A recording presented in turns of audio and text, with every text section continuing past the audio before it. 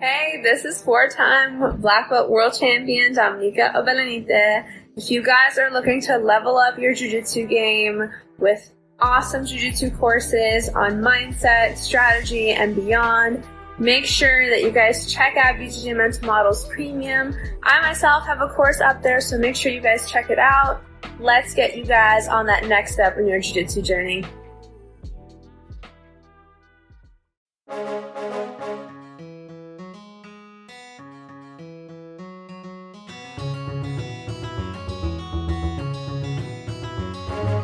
Hey, welcome to BJJ Mental Models, episode 221. I'm Steve Kwan. BJJ Mental Models is your guide to a conceptual and intelligent jiu-jitsu approach. And today, at long last, I'm pleased to be joined by Jozef Chen. Joseph, how's it going? Very well. How about you? Also very well. I mean, you're in a very different time zone than me. It's nighttime over here. It's morning over there, but I greatly appreciate you making the time because I wanted to have you on here for quite a while. It's funny. I remember Sonny Brown shot me a message a while back and said, I just had Jozef Chen on the podcast. You got to meet this guy. You got to learn more about him. He's a big fan of Bernanke. He follows your stuff, but your name rang a bell. And then I realized you'd sent me a listener message like many, many years ago, back when we were at, I think, episode 10 or something, just when we were getting started. One of our first fan messages was actually from you. And flash forward now, it's crazy to see how much you've accomplished since then, man. I mean, I hear your name everywhere. People have said you would be an amazing guest. So I'm super happy to finally get you on here. Awesome. Yeah. I mean, I don't remember which episode I started listening to, but obviously like there's some degree of connection. I don't know if you know, but like my original coach back in Nanjing, China is under Rob Bernanke, and Rory had come down to visit. And so via them, I got to hear about the podcast. And then it was around COVID time and when I started listening a lot because I had nothing else to do. So yeah, very, very cool to be here. Yeah, it sounds about right. I think there was a lot of people who got a lot of podcasts and listening done during that period of a few years. A weird time, but yeah, it's good to have you on here finally. Now, for those of you out there who don't know Jozef, probably would be good to do an intro. Jozef, do you want to just do a quick explanation of who you are and how people might know you? Sure, yeah. Well, I would say I'm a jiu-jitsu competitor and currently training out of B Team. However, right now just traveling. Probably know me from either Who's Number One, Hands, or Andrew Tackett. Now, where is your home base exactly? Because, I mean, when I first heard of you, I'd heard that you were, I believe, overseas. But if you're training with B Team, how exactly does that work? Do you train remote or have you moved over stateside? So I'm not based there, but I go and visit and do my camps there primarily. Got it. That makes sense. A lot of mutuals then. I mean, we've had a lot of guests here in the past who are affiliated with that team, so happy to have you on. But man, something I wanted to explore with you, I'm going to kind of shamelessly steal this from Sonny Brown. I know he had an awesome chat with you about rapid learning, and I fully believe, of course, that, whatever Sonny does, we can do better. So let's do that. I want to talk to you about this and about how you've gotten so good so quickly. Now, like I said, it wasn't that long ago that you were just getting started at jiu-jitsu. I remember getting messages from you at the time, but now, you've busted onto the world scene. And one of the things that's been ultra impressive is how quickly you've done that. Most people take, as they say, 10 to 12 years, whatever it is, to get to black belt, but you've been clipping along pretty quickly here. Talk to me about that. Like, what's your process look like? And what are the things that you do differently that's allowed you to accelerate your learning like that? So, like, similar to what I talked about on Sunny, I actually credited this podcast a fair bit because especially I started listening to this podcast when I was an orange belt. And so that definitely introduced me to many ideas that I wasn't necessarily familiar with, especially back then. And that brought them into my mind where I could start considering them and looking to apply them in training, whether it be like the various like distances of guard or various phases of guard play, etc. And so it definitely made it a lot easier for me to think about problems, and it, for lack of a better term, gave me more tools to deal with the problems that my partner would give me. And so I definitely think that helped a lot. However, over time, I definitely have been influenced a fair bit by obviously I read Art of Learning when I heard it on this podcast, and then I just did a bit of thinking on that and then read some other books and then watched some YouTube videos, and then slowly it kind of I wouldn't say I took everything from one place, but it's kind of like a mesh of like information that I found from different places. Well, I think in a lot of ways, that's probably the preferred approach, to pick and choose and consult different sources of information and find different things. I mean, we've always tried to be unique in the fact that because we're audio only, we can kind of innovate within that constraint, and we can spend a lot of time talking about why you would do things or maybe how you would do them. Whereas when you get visual, a lot of the time it's more about monkey see, monkey do, right? The coach shows, put your hand here, put your leg here, just copy. So I think it's cool that you've gone and you've consulted all of those different resources, but let's maybe expand upon that a bit. I mean, many people, when they think about jiu-jitsu studying, they think about, okay, I'm going to watch a boatload of instructionals. Or they think about, okay, I am going to just train in the gym a ton, just put in a lot of mat time. And those things are definitely going to help you. But what's interesting is some of the examples you've brought up here are kind of outside of that. You know, you've talked about learning from podcasts, learning from books. And I can't help but wonder if having a diversified intake of knowledge like that is one of the things that's helped you out. And so maybe talk to me a little bit more about that. What are some of the ways that you decide where you're going to get your info from? You know, prior to hitting the record button, you'd kind of mentioned some unorthodox sources of information that you've consulted. Probably good to expand upon that here. Yeah, absolutely. So it wasn't necessarily very intentional, but I think my curiosity took me to places outside of jiu-jitsu where I was relatively familiar with the resources that we had within. And I believe that's similar to when the podcast first started. There was some Danaher instructionals, but I still found those very hard to on-take, especially back then. But so, like, I think probably the first thing that led to me thinking like this is, first of all, like in The Art of Learning, Josh Waitzkin talks about two different ideas that I think are quite opposing, and that kind of inspired me to take this idea elsewhere. And now I see it similarly in other areas where he talks about form to leave form and numbers to leave numbers, as well as making smaller circles. And for me, at least the way I interpreted that information, I saw them as kind of contrasting methods to approach training. And eventually that turned into like what I would call growth versus performance and two different ways to train. And so I thought of that and then started thinking of how I can approach training that way.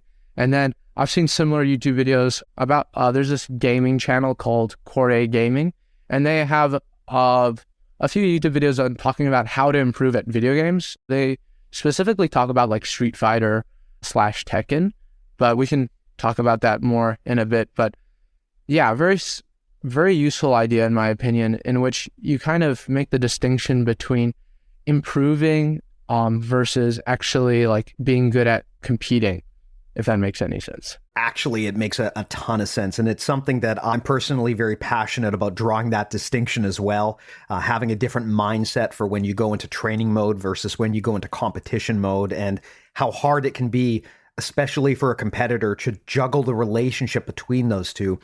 Before we dig into that, though, you know, you talked about one of my favorite books. You talked about The Art of Learning by Josh Waitzkin. And like you mentioned, I think we've been talking about that since, oh boy, forever. Yeah, the beginning of this thing. I mean, this podcast was very much inspired by the work of Josh Waitzkin. For those who haven't heard me prattle on about this guy for a long time, the relevant thing for us is he's a black belt under Marcelo Garcia, and he's heavily involved in the creation of Marcelo's MG in Action Academy. And he's also the author of The Art of Learning, which is an amazing resource for sport-based skill development and building a mindset conducive to learning. But what's interesting about Josh is, before he got into Brazilian Jiu-Jitsu, he was probably best known for being a child chess prodigy and being the inspiration for the movie Searching for Bobby Fischer. And then he actually went out of that, went into martial arts, went into competitive Tai Chi, of all things. I didn't know that there was a competitive Tai Chi, but there is. Neither did I. Yeah. I actually saw some of his footage, and I guess the way that you would describe it is it's kind of like judo, but without the gi, and kind of with an emphasis on like arm drags and wrist grips. So you have a pretty limited tool set, but the idea, as far as I can tell, is you're still trying to get the person to the floor. You know, I don't think you're going to see someone go into MMA with a Tai Chi base and win a world championship. But in terms of, is it a valid competitive martial art in and of itself? It certainly seems to be that way. And so the interesting thing about Josh is this is a guy who has succeeded at the highest levels in multiple different fields. Clearly, he's very good at the art of learning. And in this book, he put down his core tenets for how to go about doing that. Now, you touched on a few of these. And of course, because Josh is a Tai Chi guy, he kind of has a tendency to talk a little bit in a mystical sense. You know, if you're used to Danaher, where everything is very clinical and descriptive, when you read Waitzkin, it's a little bit more kind of like martial artsy. I would definitely want to get your explanations of these concepts. So form to leave form, which Josh also sometimes calls numbers to leave numbers. How do you explain that? You know, it's kind of hard to break that down for someone who's never heard this stuff before. But if someone were listening to this and they'd never read that book, but they wanted to kind of get the gist of what that concept means, how do you explain that to people? So, yeah, absolutely. Actually, what's funny before I go into that is that I believe he competed in the Tai Chi World Championships, whatever that is, in Taipei, which is where I'm at now. So it's actually kind of cool. Anyways, what I mean by, at least my interpretation of form to leave form, I use form to leave form as opposed to numbers to leave numbers, since I find that it's more applicable to jiu-jitsu. However, from my understanding, it's more of a idea in which you're looking to take explicit knowledge and make it more implicit, or at least bring in a lot more intuition, in which you don't have to consciously think about what you're doing, but it's more of instinctive reaction. And I think for me, at least in the way I talk about growth versus performance, I would put form to leave form in the performance area, where you're looking to take skills that you've been consciously working on and bring them into your subconscious so you're able to do them, especially in situations in which there's greater pressure. So in competition, you don't necessarily have the time and have the reactions in which you would have in the gym. It's going to be a lot more high paced. It's going to be a lot more aggressive. And so you can't really rely, at least you can't rely all the time on you actively thinking out of these situations, because a lot of the situations that you're presented with now are going to be far more time sensitive than they were in the gym, because people are going to be reacting super fast. People really care about the outcome. So very different. And so that's how I see it fit in. Yeah, that's very much similar to my definition as well. I mean, you talked about how Josh kind of confusingly has two names for this concept. He also sometimes calls it numbers to leave numbers, which he calls it very specifically as a chess reference. And so for the same reason as you, I prefer to use the other name he sometimes uses, form to leave form, because it's more specific to the martial arts. And the meaning behind the words is you practice the form until you don't need the form anymore. Basically, until, like you said, you've internalized it to the point where it just becomes intuitive and you don't so much need to think about it on the fly because you sort of moved it into your muscle memory. And that frees you from the burden of having to think really deliberately about these things so you can make faster, better decisions.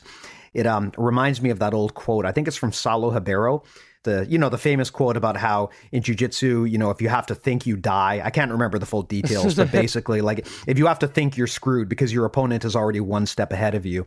And form to leave form, it, to me, is very much all about that, right? It's about that process of moving things to your muscle memory so that your brain can focus on higher level things. And the example I always give is, when you're a white belt, if I ask you to do an arm bar, you're going to have to sit there and think very deliberately about every single micro step because it's all new to you.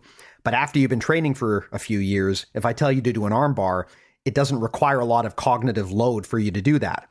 And what that means is that your brain can be focused on things like strategy and deception and misdirection and that kind of stuff, the fun stuff, right? All of the nuts and bolts, your body just kind of learns to do on its own. At least that's the definition I've used, and correct me if I'm wrong, but it sounds very similar to how you explained it, right? Yeah, absolutely. I completely agree with that. Awesome. Now, the other item you brought up, also from Josh's book, is he talks about making smaller circles. And again, a concept that was very formative for me, but I would want to hear in your words how you've applied that and what that concept means to you in practice. Yeah, so I'd say, I talk about this in terms of like two opposing strategies to approach your training. So one would be form to leave form. The other would be making smaller circles, which at least, again, in my interpretation, I would hate for someone to like interpret it another way, and now they're like, well, I don't say it that way. So my interpretation is that it's similar to taking what you already have and looking to refine it, try to take a lot of the nuances and then make them conscious. So you're able to think of different ways you can use them. So for example, like the example you were talking about earlier is like this armbar transition, wherever it may be from. If you're able to do it intuitively, it's hard to make adjustments to. So if you want to change something about it, whether it's foot placement or timing or weight distribution, etc., it's going to be hard when it's stuck in like a very intuitive state. So for me, making smaller circles would be trying to make it less intuitive, more conscious. And so you're able to start to make these adjustments. Also, you're able to think more deeply about this technique in ways where you can think about, oh, how else can I use this in other areas? Is there a different way I can do this? Is there a difference, like sequentially, can I do it in a different order, etc.? And so I'd say it's like you're making one, like let's say you have one item and then you're breaking it down into much fewer items and seeing what you can make of the, it's a very interesting description, but what you can make of now the separated items. Yeah. It's kind of two things that they're related, but they do on their surface appear a little bit opposing, right? On one hand, you're talking about the process of making things so automatic you don't even have to think about them. But on the other hand, now you're talking about deliberately thinking about things and stripping away the non-essential and kind of focusing on what's really important. And that's one of the things about jiu-jitsu that I found really a challenge to get my head around, is that there often are not any absolute answers. A lot of the time, it's a polarity, it's a spectrum. Sometimes you do things one way, sometimes you do things the other way, and it's all just very context dependent, right? And kind of learning to think flexibly like that was a big change for me when I kind of stopped looking for the right magic answer that was always true and then started looking at things on a spectrum, sort of like how you just described. Yeah, I definitely agree. And I view them as like something that really solidified this idea is I watched this YouTube video by Core Gaming in which they talked about innovators versus honers as in terms of in Street Fighter, how there are players who are innovating these specific techniques that have already been established versus innovators where they're just trying to think of crazy new ways you can start looking to use pre-existing technique. And so I think of them as two very necessary parts to your approach to jiu-jitsu, because I find that if you only have one, like let's say you're only looking to like improve technique in terms of like finding new technique to work on, etc. However, you don't take into account this performance aspect, then you can know very many techniques and you can understand all of them. However, when you're put under pressure, it's going to be much more harder for you to use them, especially in a competitive situation.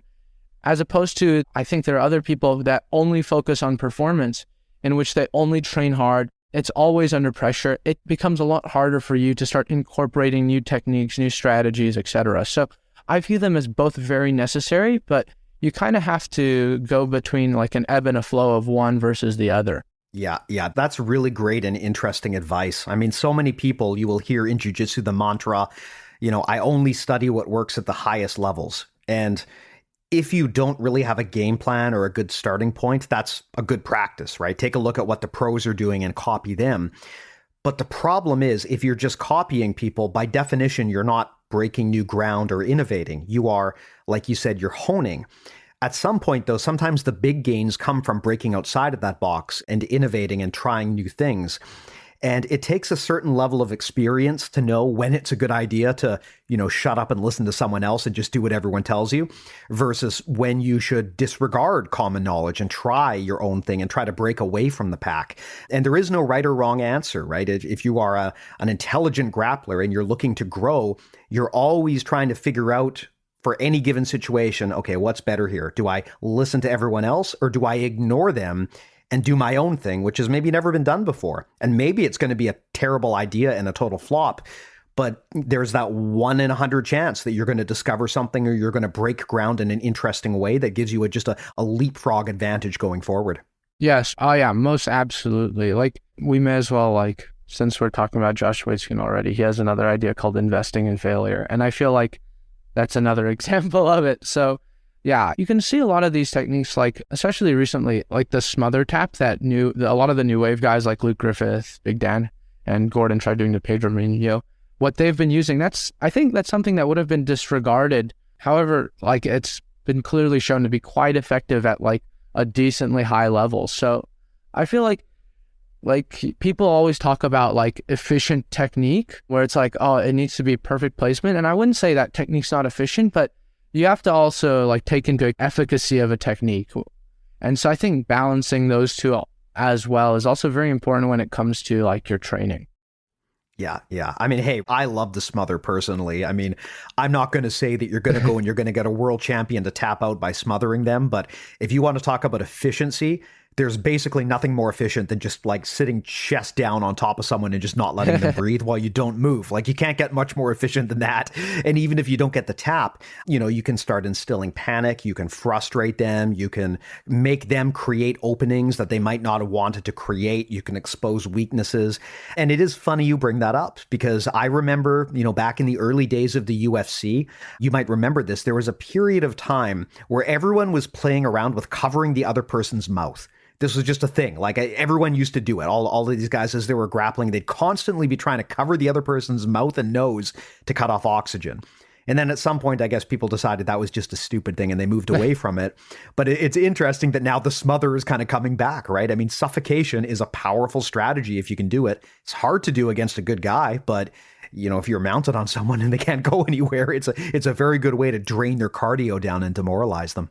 Yeah, most definitely. And I think like stuff like that, it's very valid and very useful to play around with, because even if you come to the conclusion that now, okay, this is something that has mild utility, but it's not really useful against everybody.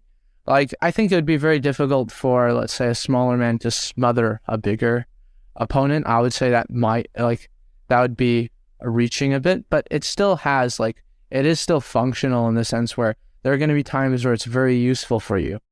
Yeah, absolutely. And, you talked about the worship of efficiency. In jiu-jitsu, we're always looking for efficiency, but efficiency doesn't just live in a bubble, right? Efficiency is often kind of relative to what your opponent is doing. If they're defending something very, very well, it's going to be hard for you to do it efficiently because they're making it difficult for you. So you do a technique on someone who isn't defending it well, and it might be very efficient. You attempt the same technique against someone who defends it well, and it might be a real struggle to make it happen. So efficiency can be relative, and that's where innovation comes into play, because sometimes you can find a technique that just your opponent doesn't expect, right? If you can pull something out of your bag of tricks that they don't see coming, they often fail to defend it. And if they fail to defend it, you're going to be more efficient at doing it than if they put up an intelligent defense. So sometimes efficiency isn't just about doing things textbook perfect, but it's about finding the thing that your opponent didn't think you were going to do, and then you use that to attack them when they don't know how to defend properly. Yeah, most definitely. Actually, something that I also think is quite relevant to this conversation we're having right now is actually, I think of efficiency as it's not always the best option to... I also like to think of things in terms of appropriateness, where in situations where you find you can't be efficient, it probably means that you're not doing the most appropriate technique. So I think there are very specific cases where that might not be the case. And I think something I like to think about in my mind is the balance between doing something that's efficient versus something in which you have confidence in. So in my mind, I think of appropriateness versus your confidence in a technique, and in which you can start balancing the two, because I'm sure everyone who trains has their preference for what techniques they use and which techniques they have confidence in. And so they have a tendency to favor or lean in the direction of the techniques in which they feel like, okay, I have confidence in hitting this, I have a general understanding of it, versus what techniques are most appropriate in that situation. And I think, what we were talking about before, this growth mindset, or in this, when you're training for growth, it's important to zoom out and kind of think about a situation, not in which what you would want to do from here, but what would be the most appropriate thing to do from here. And I think that's very important when training and trying to find new paths to take when you get frustrated, per se, or you meet resistance. Now, I would love to hear you expand on this. I mean, you already talked about this kind of polarity here between innovators and honers, and how people can kind of deviate or move to one side of the equation versus the other. But another interesting polarity that you've been talking about is growth versus performance. And this is something that, especially talking to competitors like yourself, I'm always curious to hear how you people think about this stuff. So talk to me a little bit about this. You've talked about these two different mindsets. What do they mean to you, and how do you balance your mindset, like going into growth mode versus going into performance mode? What does that look like in practice for a high-level competitor? So we're going to talk about it in practice. Generally, my reasoning in which, or what would basically guide me to choose one versus the other would be, do I have a lot of spare time? Do I have any competitions lined up? So if I have a competition lined up, I'm obviously going to focus a lot more on being able to perform. So versus if I don't have any competitions for the foreseeable future, I'm going to try to think about new ideas, what I can do with the stuff I already have, etc. So breaking them down, I would say performance is similar to what I said before about form to leave form. It's trying to make a lot of things intuitive, trying to get a lot of reaction time, trying to gain confidence in the techniques that you already have, versus growth would be similar to making smaller circles, where you're trying to bring this, like a lot of the stuff that you have done very intuitively into this area where you're able to think about them more deeply and try to incorporate new ideas, new techniques, see how new ideas that exist outside of your game, how you can incorporate that into your game, as well as maybe there's something that you've been doing for a long time that isn't very necessary, trying to think critically about this game that you already have. And I think one is refining information almost, and that you have already in your game, and the other is on taking or taking away information. But that requires a lot more thought. And so I think that wouldn't be necessarily conducive to performance, because let's say I went into a competition and I'm thinking about every move I'm going to do. It's going to be, unless it's like, if it's a very good competition, it's likely that it's not going to be best for me, because similar to what I was saying before, a lot of these things are very time sensitive. Unless I'm far better than my opponent, it's going to be very difficult for me to think my way through everything. A lot of times you need to react intuitively to a lot of these situations. Yeah, absolutely. And this ties into another concept you talked about earlier, again, which Josh Waitzkin talks about in his book, and that is investing in loss. When you're generally going into a competitive situation, of course, your priority is to win. And that usually means you're focusing on your A game, right? Mm-hmm. But when you're trying to learn and you're trying to grow, you're actually probably going to be focusing on the things you're not good at. And that's hard for people, right? Because you have to do things that you suck at, and no one wants to feel like they suck. So something that Josh Waitzkin talks about in his book is learning to view losing not as something that's taken away from you, but rather as an investment in your growth. And by changing your mindset in that way, it becomes more comfortable to go into these losing situations and to play your B game, for example, where you're not necessarily going to dominate. It can be hard for people to do that, but when you're in the gym and you're training, that's the mentality you want, because just going into the gym and doing competition rolls every single day, trying to win, you're just going to wind up practicing the same techniques over and over again. You're not going to be trying to add new tools into your game plan if you're afraid to lose. Yeah, most definitely. And I wouldn't say that it's exclusive to the training environment.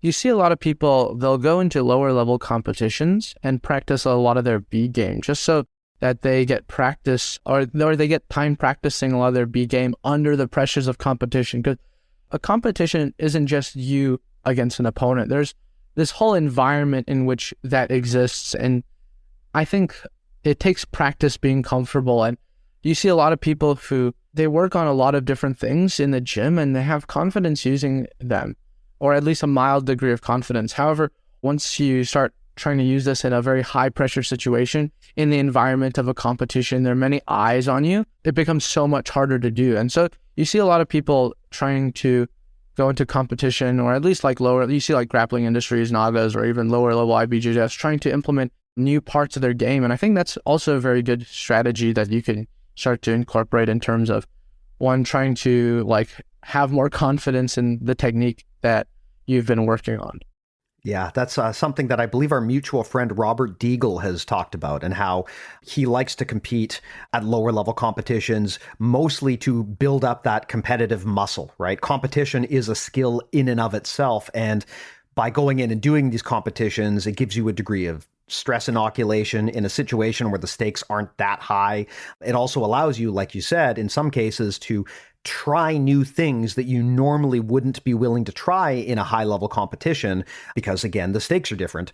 So I think that's a great approach and probably something that people don't deliberately try enough, right? They kind of assume that once you're at a certain level, you only compete at that level.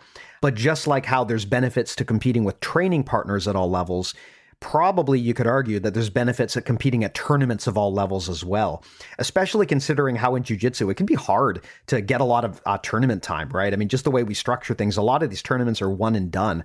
So trying to maximize your tournament time while spending as little money as possible doing it is probably a wise thing for most competitors. Yeah, most definitely. It's like, and it can be quite daunting, especially, I think a lot of people, like especially myself included, I get in my head when I compete, and especially when I want to try work something new, I get very nervous, especially because there's this game that I associate as my A game. And so when I look to deviate from that, I get a lot more nervous than if I were to not do that. But I think it's also like similar to how we talk about, there's like a lot of these things are very necessary in order for you to improve. Yeah, definitely. Now, you had talked earlier about the relationship between gaming and jiu-jitsu. And man, I got to tell you, I've been waiting 5 years for someone to come on the podcast and bring this up. I have always wanted to explore that relationship. I mean, for people who haven't figured this out, I'm a big video game fan. I've been a gamer my whole life. And you're not the only person who is brought this up. In our community Discord, we've got a guy named Minstrel. I don't think anyone even knows his real name. I'm not even sure if he's a human being or if he's a bot, but he does a lot of study of this stuff. And he's particularly talked about some of the lessons that competitive gaming can teach jiu-jitsu. And I think this is where, probably a lot of jiu-jitsu athletes would open their eyes and learn a lot. If they think that competitive gaming is just sitting on your couch and playing Xbox, like, man, you don't understand. High-level competitive gaming, like the stakes and the level of performance that is required, arguably is more intense than jiu-jitsu in a lot of ways at the high levels. I think people don't understand exactly how serious high-level competitive esports are. So with that said, man, I got to turn the table over to you. I want to get your thoughts on this and what you've learned from that process as it applies to jiu-jitsu. Yeah, most definitely. So something I actually want to bring up, which I think is quite relevant, is that like jiu-jitsu, though it's been around for quite a while and definitely more than video games, if you think about like the amount of people training jiu-jitsu versus the amount of people playing video game, I haven't done the research, so maybe I could be wrong, but I doubt it.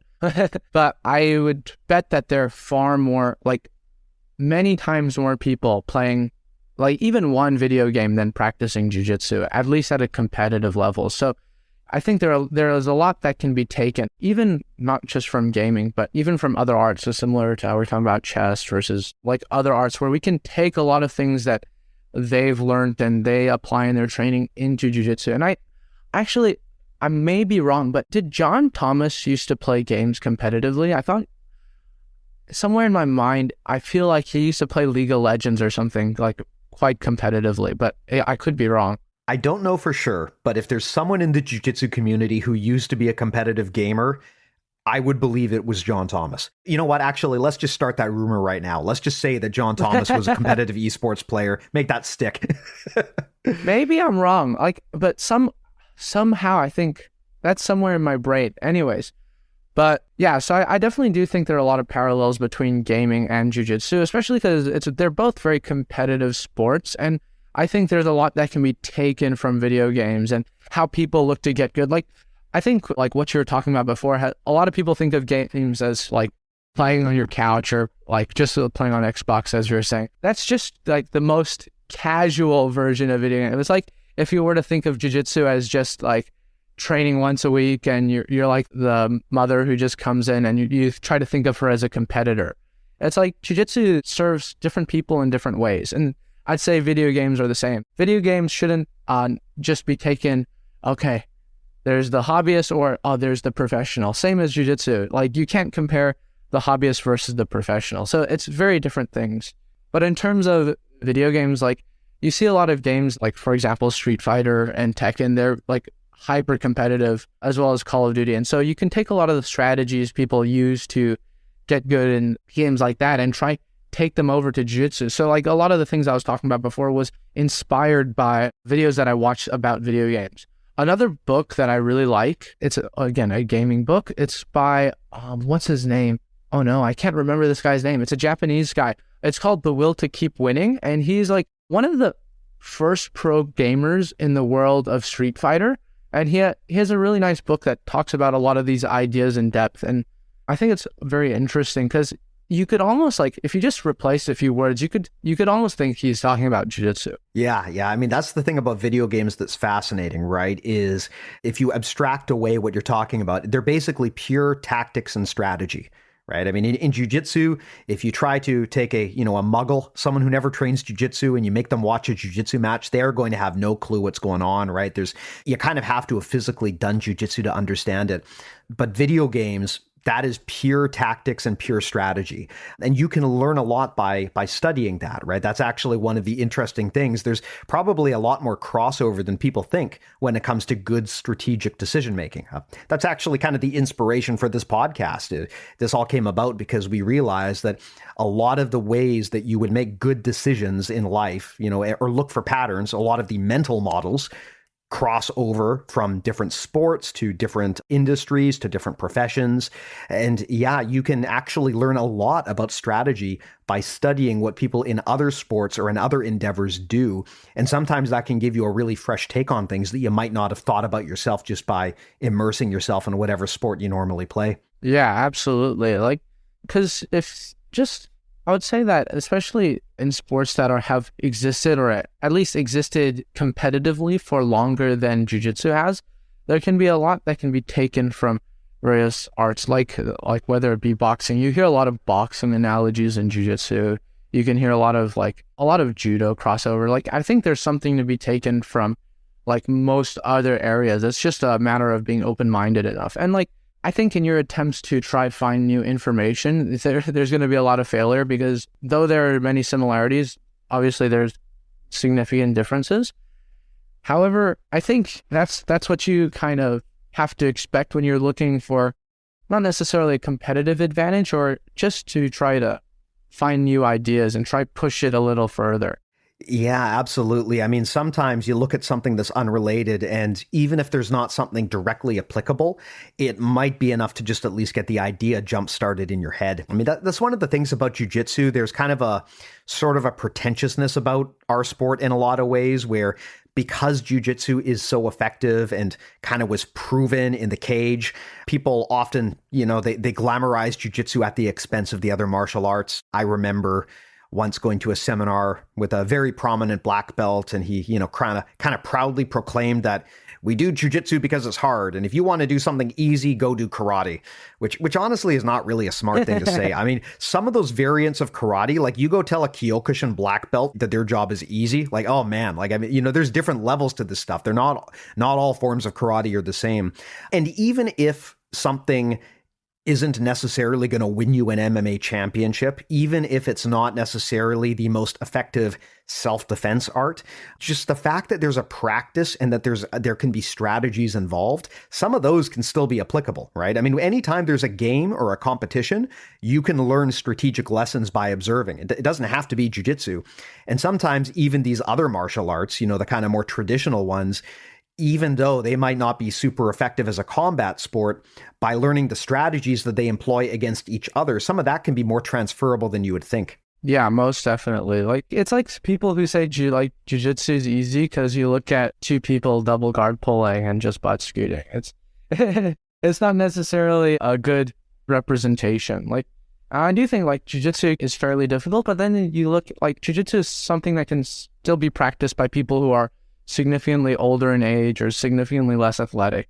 I think if there's this, how did you describe it as people thinking being a bit more snobby about jiu-jitsu is if you want to find a harder art, you should probably look to freestyle wrestling, Greco, or even judo. You don't really see those practiced as casually because the risk for injury and the physicality required is much greater, I would argue, than jiu-jitsu. Yeah. I mean, one of the things I love about jiu-jitsu, especially the gi, is it can be as hard as you want it to be, right? Especially in the gi. If you don't want to work hard, you can slow the other person down and, kind of drag them down to your level and turn it into a very energy conserving game. but you're not required to do that. You can also go 110% if you want. However, it is true that a lot of people in jiu-jitsu, myself included, honestly, like to slow it down a bit.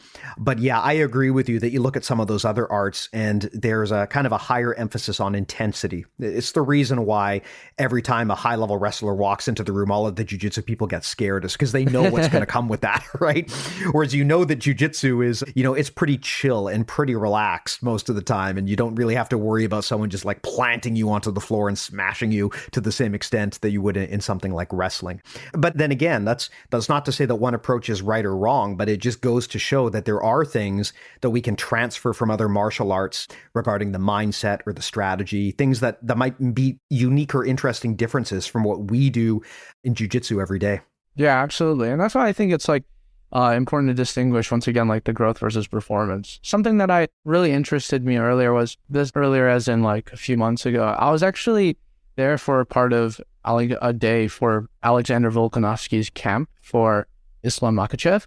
And it was crazy for me watching like them train, because they put a lot more emphasis on physical conditioning than jiu-jitsu practitioners do. And it's like worldly different, where they were doing like these 30-second rounds, which it was insane. Like I was just doing one of these 30 seconds out of 5 and I was already tired. And so just in terms of, I do think that there's like benefits to both, and there are differences. Like I think a lot of what makes jiu-jitsu unique is that it's far more approachable, and like what you said before, it's like you have the ability to slow it down.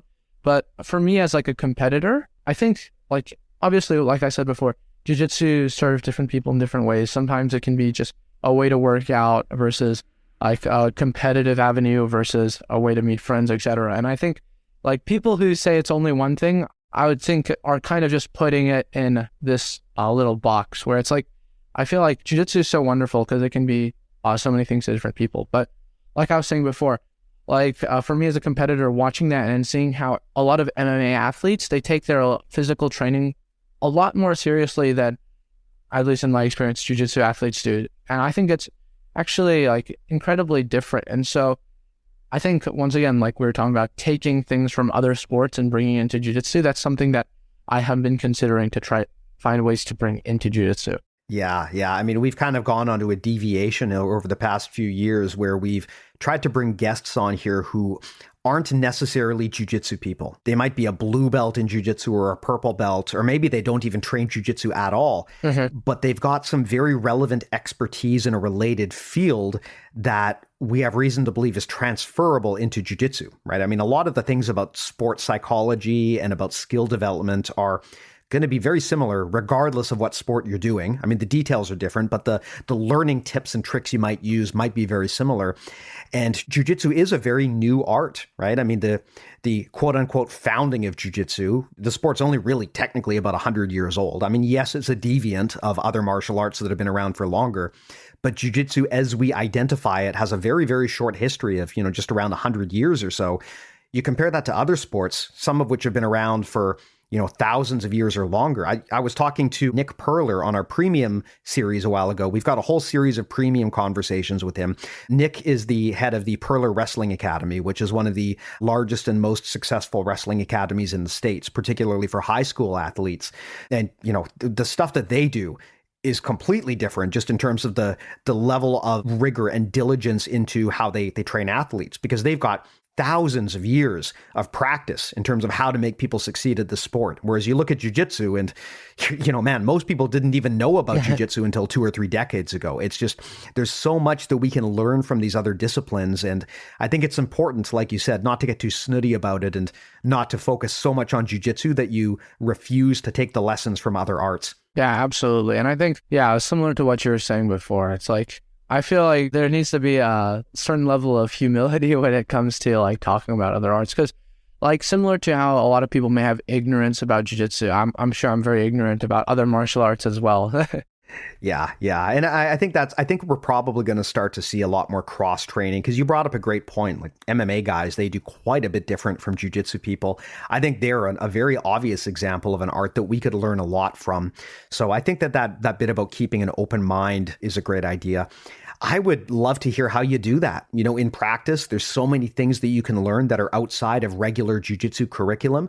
How do you find new and interesting things to learn or to study, which might be a bit off the beaten path? So in terms of different ways, I find that there's not necessarily a certain way that I can look to find new information, but I think there's a certain degree of randomness. It's like you come across something that you find is interesting. Sometimes out of my own interest, I'll go into a YouTube rabbit hole and something completely unrelated, and I'll find, that's a very interesting idea in which I'll try to think how that may apply to jiu-jitsu. But generally, I wouldn't say there's a specific way you can look to find new ideas, especially existing outside of jiu-jitsu, because there's so much unknown. It's not necessarily something you can just, other things that apply to jiu-jitsu and you Google search it. And so a lot, for me, at least in my experience, a lot of it's stumbling onto new information just through curiosity. Yeah, I think just generally having a curious mindset probably helps a lot. Like you said, if it were so easy to know what to study, then everyone would just be studying that thing. But sometimes the good ideas, there is a degree of randomness. If you just are actively curious and you're looking to learn about new, seemingly unrelated things, you might stumble onto something and discover some connections that were there that you had no idea about. Yeah, and actually something related to that, I think it's actually quite important to, at least for me, to delve into topics that aren't necessarily jiu-jitsu, because something I've been quite wary about is the risk of burning out, especially when I go into more depth when studying jiu-jitsu, whether that be instructionals or a lot more intense training. I enjoy jiu-jitsu, and so I generally want to keep it that way. So I don't want to make it a situation in which, I'm constantly watching jiu-jitsu tape, constantly watching instructionals, I'm always training, because I have gone through periods of that, but I don't think that's a very sustainable way to train. So I try to broaden whatever information I intake to a lot more different areas, whether that be, once again, like I was talking about before, video games, or even just various forms like reading different books, etc. Sometimes I like to watch anime just to kind of avoid this idea of burnout. And I feel like that's something that a lot of people can sometimes neglect, because people can be a lot more, hardcore about their training. And I think, obviously, if you're able to sustain that, and if you can do that, I think that's wonderful. But for me, at least, I do enjoy jiu-jitsu, but if it consumed my whole life, I would find it very hard to continue to enjoy, at least for a very long time. That's a really great talking point, and I'm glad you brought it up, because I think this is something many jiu-jitsu professionals don't take into account properly. When you start this martial art, there's something about jiu-jitsu that is just really, for a lot of people, yourself, myself, and surely the listeners included, there's something very addictive about it. It's very common that once people start jiu-jitsu, it kind of becomes all-consuming for them, and it just becomes a passion. And a lot of people, understandably, make a decision that this is what they want to make a career out of. And it can get to the point where jiu-jitsu consumes your whole life. And that's where things like burnout can become a problem, because, like with any relationship, it's not going to be, passionate and always positive forever. You're eventually going to get past that honeymoon phase. I know I did when I got to brown belt. I'd been training for so long that, the kind of the beginner's passion had sort of worn off, and I just kind of found myself in a bit of a funk, and it took me a while to get past that. And I think it's important to especially teach our athletes that they need to have more in their life going on than just the jiu-jitsu, not just because of the reasons you brought up before, like how you can actually learn things from other endeavors, but also because it kind of hedges you against burnout. It allows you to live a more balanced life. You're not doing the same thing all the time. You have some variety. You can take some time off and go do other stuff. It's okay, and it's a good thing to have other hobbies and other interests. And I think that that's something that we often don't prepare our jiu-jitsu athletes and coaches for, which is to diversify their life a little bit better than they do. Yeah, absolutely. And I think there's something to be said about being able to spend a lot of times in deep focus.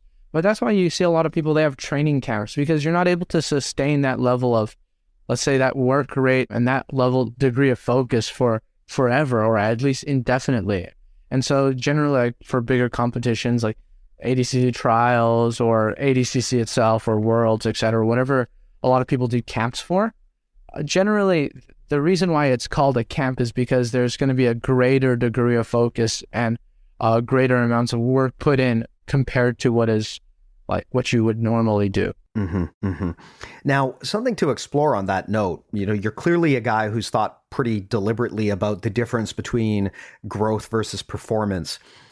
Does this kind of factor into a schedule for you? You mentioned that you can't sustain like performance mode all the time. Eventually you'll burn out, your body will break down, you'll lose your love for the sport. And once that happens, you're basically done, right? I mean, I don't care how talented you are. If you lose your love for the sport, then it's going to be hard to sustain any level of performance. With that said, do you have like a schedule or an operating cadence where you try to deliberately spend certain amounts of time in performance mode versus in growth mode? Is it all keyed around the camps that you've got coming up? I'd like to explore how deliberate you are in terms of deciding, when to flip the switch and go from one mode to the other. So generally, I like to think of it usually in like either a month or 2 month cycles, where for a month I'll think about, okay, how can I start looking to incorporate new things or what I can do with the stuff I already have. And then for another month, I'll go into a phase where I'm more, okay, how can I start looking to dial this in, whether or not it's in preparation for a competition. But when there is a competition, that's when it becomes a lot more solid. So at least for this year, I already have planned a bit of it. So for the time being, right now I'm in Taipei. So there's not too much high level training in which I need to like work on my performance. So I'm mostly trying to play around with new ideas, different strategies, etc. But later on, so towards the end of the year, it's during September and November, trials are coming up. So for the months leading up to that, like for like 2 months ahead of that, that's when I'm going to start looking to lean towards this performance aspect. And then before that, I'm going to try look to see what unique elements can I start looking to incorporate into my game that would serve me, especially for the goals that I have, which are the ADCC trials. Got it. Now, one last thing I want to dig into here. For people who aren't professionals at jiu-jitsu, so for people who do this for fun, maybe they compete once or twice a year, maybe they don't compete at all, right? Maybe they're like me, they're just a pure hobbyist. How can people like that apply performance training to their game and kind of switch between those mindsets? Because I kind of feel like this is one group of people who really struggle with this. And, I've heard Rob Bernacki actually talk about this too, and how sometimes the people who struggle the most with that competitive mindset are the hobbyists, because they don't have that rhythm of going off into a fight camp, going off into performance mode. The only thing they know is the training at the gym. So it all gets muddled together. They get their competitive juices going when they're supposed to be actually trying to learn, and vice versa. They don't have that distinction. I'm wondering if you've got any thoughts on how a person who's not a pro can still juggle those two mindsets and get the best of both worlds. I think that obviously you can be your own, you can manage your own training in terms of periodization. You can choose when you want to do one versus the other. However, something that I do notice a lot more when I go into this type of training is that the positional rounds that I do cater to the one I like performance versus the growth. So in terms of deciding, I feel like you can look to decide for yourself. And let's say you have a lot of things that you've been working on and you feel like, okay, I feel like that I have a lot of new things that I have in my mind, but I'm still not very confident in using that. And I think that would be a good indicator for you to start going into this performance, at least this performance part of training, or this performance centered per se, versus if you feel relatively confident with all the techniques that you have and you can't really think of anything that you're working on, that's when I would start looking to lean towards more like a growth mindset. And I think something that's quite interesting is thinking about how the positional rounds change during these two different types of training. So for example, if you were to focus more on growth, you think of positional rounds that enable you to practice a lot of the new ideas and enable a lower stress environment, but still allows for a resistance. Because something I think that is very important in training is bridging the gap between drilling, or just like what a lot of people think of drilling as just no resistance, to open rolls, is actually this area in which positional rounds or specific rounds can be, or like what Rob Bernacki would call fuck your jiu-jitsu, becomes very useful. And so I think the nature of the rounds change when you focus on one versus the other. If you were to focus more on performance, the nature of the round would more be trying to put pressure on you, as in like mental pressure, as in, okay, things are time sensitive. I need to do things in a timely manner versus the other where there's still pressure in terms of, okay, something like there's resistance being given, but it's not as time sensitive. Got it. Makes a ton of sense. Well, man, I can't thank you enough for coming by and having this chat with me. Before we tie this up, I mean, I know that you came in with a lot of prep and you've got notes. Was there anything you wanted to talk about that we didn't get into yet? Let me double check. But something I want to briefly touch on is something that actually, because I've been teaching a lot more recently since I've been traveling back home. Something I think is very useful is like similar to fuck your jiu-jitsu. Obviously, I stole that from Rob Bernacki. I try to think of different rounds or specific rounds for whatever I'm working on. So recently, something that's been very popular is the idea of camping or J-point camping. And so when I started looking to develop this, I started trying to design specific rounds to plan for that. And I actually, I remember that I believe you guys did a few podcast episodes, the different phases of guard. So like the engagement phase, the maintenance phase, and the offense phase.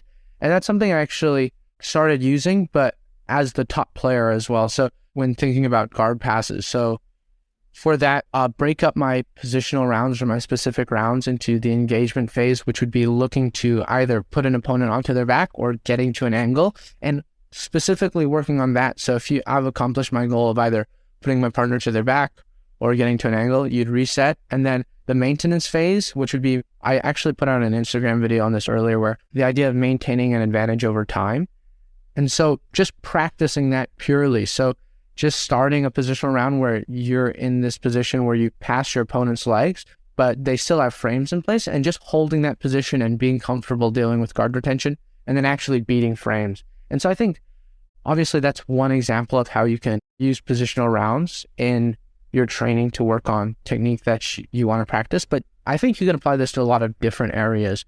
I think segmenting it into these different phases becomes very useful because now you're able to practice this specific skill and have a much shorter feedback loop as opposed to just doing it as a whole in an open roll.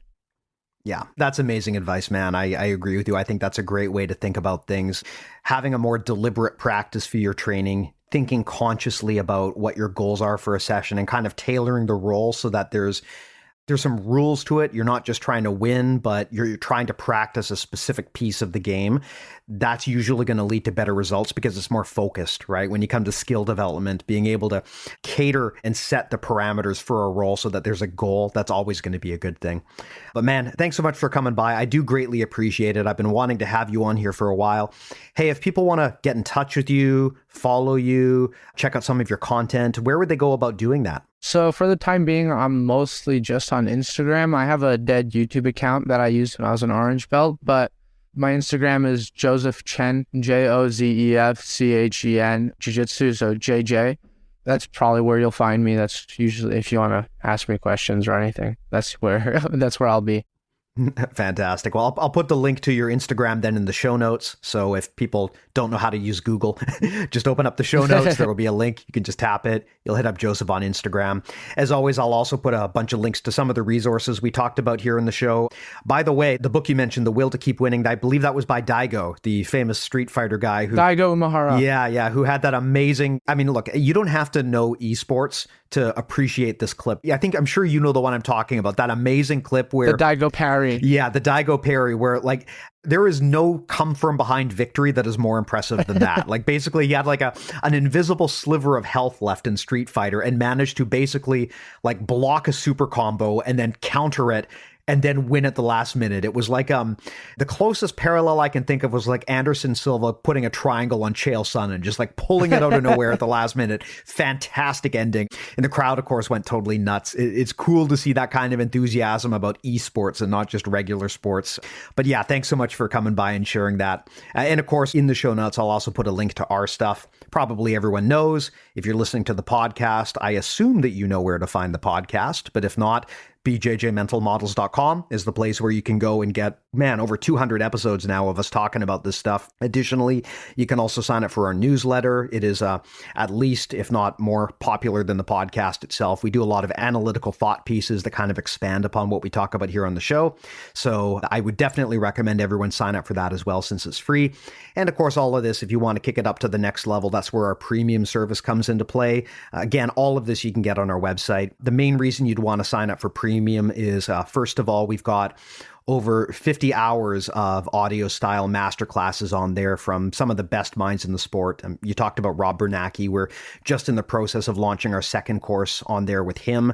Additionally, beyond that, we also do coaching. So if you've got rolling footage and you want to have an elite level black belt review it, just uploads footage there if you're a premium subscriber, and we'll get that routed off for you. I should clarify, when I say elite level black belt, I am not talking about me. We've actually got some really good black belts on the review team who break that stuff down. And of course, that's also your entry pass to get to our awesome Discord community. So again, all of that is part of our premium offering. BJJmentalmodels.com if you want to learn more. I'll put the link in the show notes. Anyway, that's it for my little self-ad read. But Jozef, thanks so much for coming by, man. I've wanted to chat with you for a while. Really great to have this conversation, and I can't thank you enough. Likewise, thanks for having me. I'm very happy to be here. Thanks. And of course, to all of the listeners, like I always say, I truly do appreciate that everyone spends so much time here listening to me yak every week. Greatly appreciate that as well. And we'll talk to you next time. Take care.